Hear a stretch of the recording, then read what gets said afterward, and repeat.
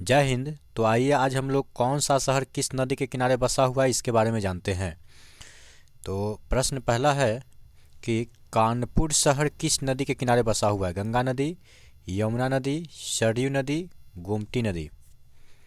इसका आंसर क्या होगा? तो इसका आंसर आ जाएगा आपका गंगा नदी। क्या हो जाएगा? गंगा नदी। तो गंगा नदी के किनारे कौन कौन सा शहर बसा हुआ है वो थोड़ा हम लोग जान लेते हैं। हरिद्वार, ऋषिकेश, बद्रीनाथ, कानपुर, पटना, वाराणसी, फर्रुखाबाद, कन्नौज, बेगूसराय, बक्सर, भागलपुर, साहेबगंज। ये सभी शहर जो है गंगा नदी के किनारे बसा हुआ है। अब आता है कि गंगा नदी की लंबाई कितना है? तो गंगा नदी की लंबाई 2525 किलोमीटर है। कितना है? 2525 किलोमीटर है। अब आता है कि भारत का राष्ट्रीय नदी कौन है? तो भारत का राष्ट्रीय नदी गंगा नदी है। अब बात आता है कि गंगा नदी की राष्ट्रीय नदी की मान्यता कब मिला? तो गंगा नदी को राष्ट्रीय नदी के रूप में मान्यता मिला 2008 ईस्वी में। अब हम लोग अगली प्रश्न पे आते हैं कि आगरा आगरा किस नदी के किनारे बसा हुआ है? गंगा नदी, यमुना नदी, सरयू नदी, गोमती नदी। तो इसका आंसर आपका हो जाएगा ऑप्शन नंबर बी। कौन सा होगा? यमुना नदी। यमुना नदी के किनारे कौन कौन सा शहर स्थित है वो जान लीजिए। दिल्ली, आगरा, मथुरा, औरैया, इटावा। तो दिल्ली क्या है? तो दिल्ली भारत की राजधानी है।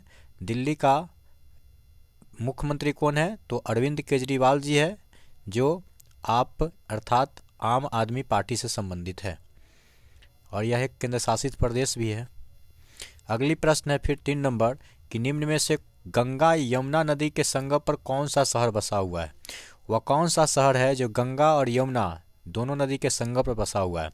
वाराणसी, इलाहाबाद, जिसको नया नाम क्या हो गया है? प्रयागराज हो गया है, अयोध्या, मथुरा। तो इसका आंसर क्या हो जाएगा? इसका आंसर हो जाएगा आपका option number B, Allahabad. Allahabad को नया नाम क्या है? प्रयागराज। इलाहाबाद गंगा और यमुना दोनों नदी के संगम पर स्थित है। इलाहाबाद कहाँ है? तो यूपी में है और यूपी का राजधानी कहाँ है? लखनऊ। और यूपी का पुराना नाम क्या है? तो संयुक्त प्रांत है।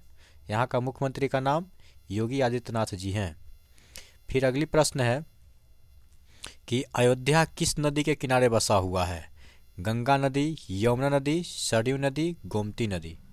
तो इसका आंसर क्या हो जाएगा? इसका आंसर हो जाएगा आपका सरयू नदी। तो देखिए सरयू नदी के किनारे कौन कौन सा शहर बसा हुआ है इसके बारे में भी जान लेते हैं हम लोग। तो देखिए सरयू नदी के किनारे बहराइच, सीतापुर, गोंडा, फैजाबाद, अयोध्या, दोहरी घाट और बलिया, ये सभी सरयू नदी के किनारे बसा हुआ है। बहुत ही इंपॉर्टेंट ये सब फैक्ट है, इसको याद रखिएगा परीक्षा की भावना से।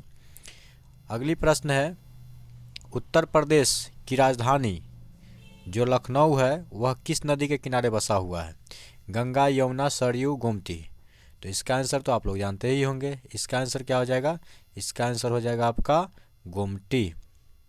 क्या होगा? गोमती। और गोमती शहर के किनारे गोमती नदी के किनारे कौन कौन सा है? जौनपुर और सुल्तानपुर, ये सभी है। फिर हम लोग अगली प्रश्न पे आते हैं। अगला है गुवाहाटी शहर, गुवाहाटी नगर किस नदी के किनारे बसा हुआ है?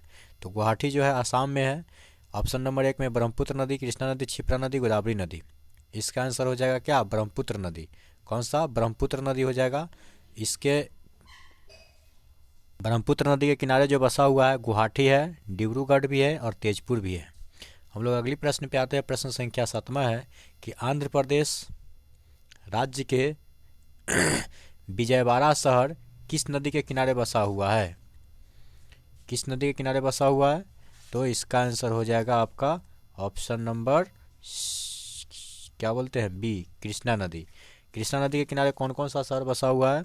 सांगली जो महाराष्ट्र में है, विजयवाड़ा और आंध्र प्रदेश में। फिर अगली प्रश्न है प्रश्न संख्या 8वां है कि निम्न में से शिप्रा नदी, जिसको क्षिप्रा नदी भी बोलते हैं, कि किनारे कौन सा शहर बसा हुआ है? नासिक, उज्जैन, लखनऊ, कानपुर। तो इसका आंसर हो जाएगा उज्जैन। उज्जैन जो है क्षिप्रा नदी के किनारे बसा हुआ है। फिर अगली प्रश्न है महाराष्ट्र महाराष्ट्र महाराष्ट्र का जो नासिक शहर है किस नदी के किनारे बसा हुआ है? तो महाराष्ट्र का जो नासिक शहर है वो बसा हुआ है आपको गोदावरी नदी के किनारे। और नासिक राजमुंद्री कहाँ है? तो आंध्र प्रदेश में। यह भी कौन नदी के किनारे बसा हुआ है? गोदावरी नदी के किनारे बसा हुआ है। फिर अगली प्रश्न है 10 नंबर कि बताइए निम्न में से कावेरी नदी के किनारे बसे हुए प्रमुख नगर कौन से हैं? श्रीरंगपट्टनम, तिरुचिरापल्ली तमिलनाडु में है जो, या लखनऊ, या ये भी दोनों। तो इसका आंसर हो जाएगा ये भी दोनों।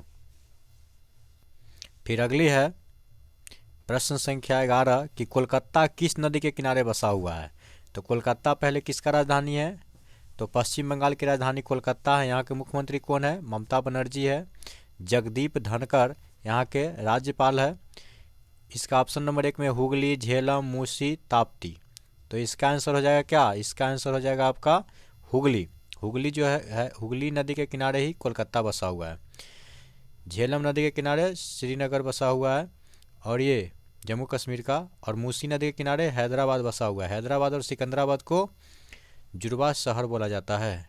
प्रश्न संख्या अगली है 12 नंबर। देखिए वही प्रश्न आ गया कि हैदराबाद किस नदी के किनारे बसा हुआ है? हुगली नदी, झेलम नदी, मूसी नदी, ताप्ती नदी। इसका आंसर हो जाएगा क्या? मूसी नदी। फिर अगली प्रश्न है 13 नंबर अहमदाबाद।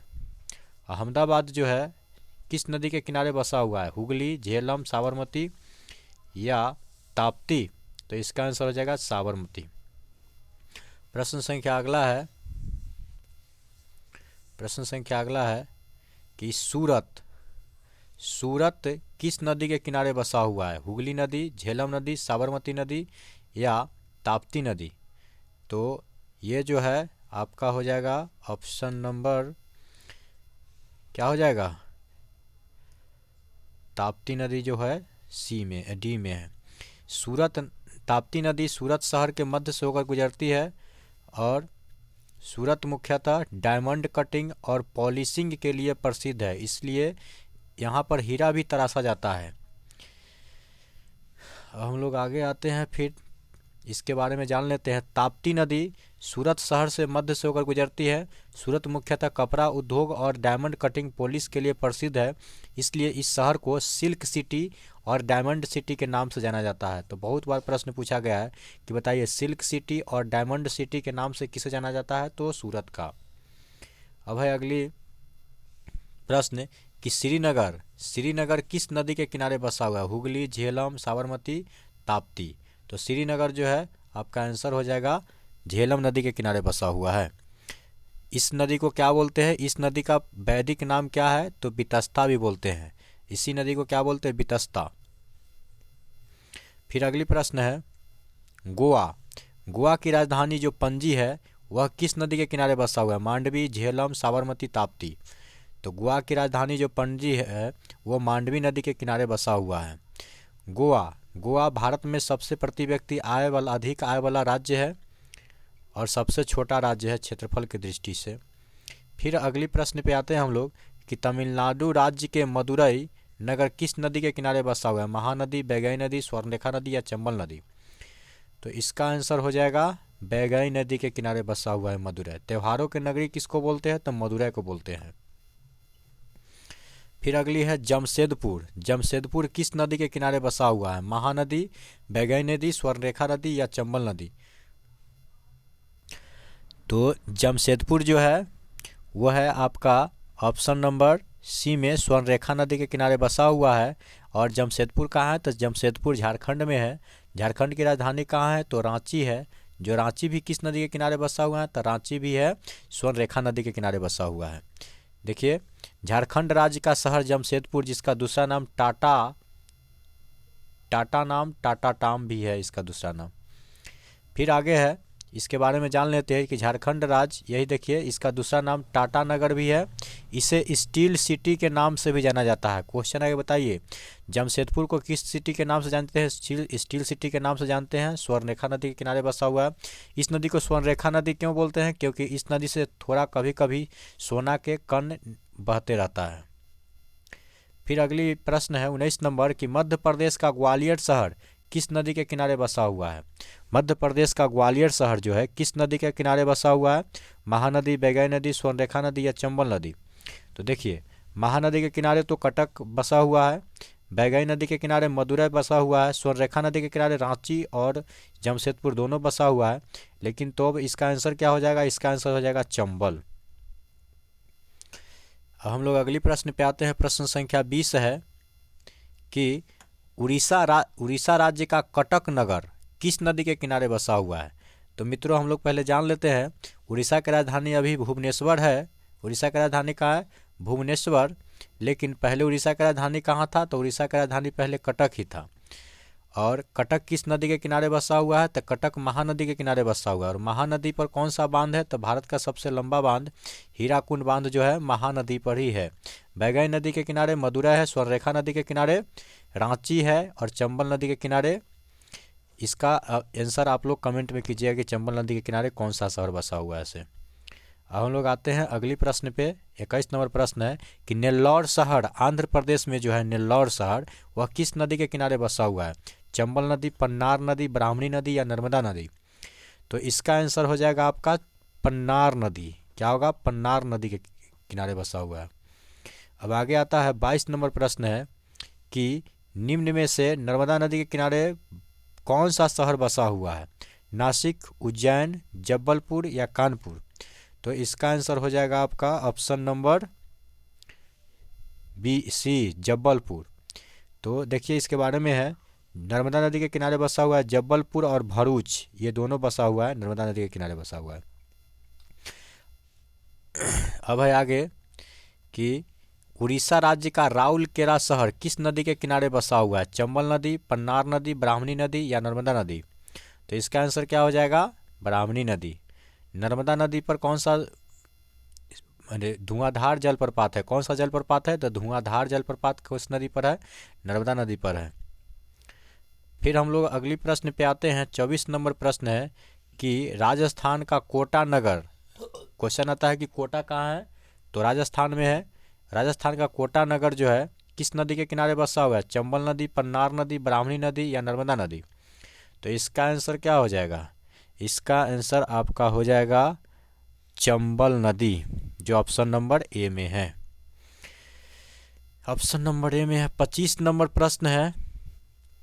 25 नंबर प्रश्न है लुधियाना। लुधियाना किस नदी के किनारे बसा हुआ है? तो लुधियाना जो है, पहले हम जान लेते हैं किस राज्य में है। तो लुधियाना जो है पंजाब राज्य में है। चंबल नदी के किनारे है कि सतलुज नदी के किनारे कि रामगंगा नदी के कि नर्मदा नदी के? तो इसका आंसर हो जाएगा आपका सतलुज नदी के किनारे बसा हुआ है। इसके बारे में थोड़ा हम लोग जान लेते हैं।